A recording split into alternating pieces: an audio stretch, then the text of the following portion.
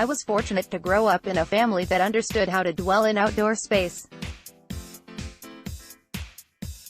We lived in a small town in the middle of farm country. Most people had big yards, many of them filled with flowers, vegetable gardens, trees, swing sets, tree houses, and pets. I can remember sitting in our backyard with my parents, and all we did was watch the various birds that flitted in the trees and visited the bird bath. My parents were probably sipping from their coffee cups. But we weren't busy, and we didn't care that we weren't busy. It was fine just to be outdoors, sitting quietly, enjoying the space. Probably because of this background, I didn't have to make a big leap to think of prayer as belonging outdoors as well as indoors.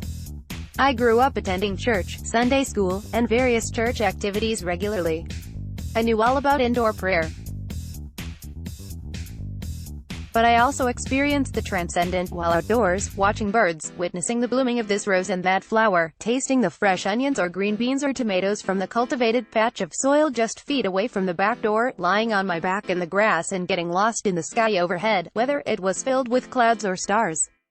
You may or may not have a well-developed sense of outdoor God conversation. Whichever the case, I encourage you to nurture that spiritual sensibility this summer. To begin, do some wordless walking.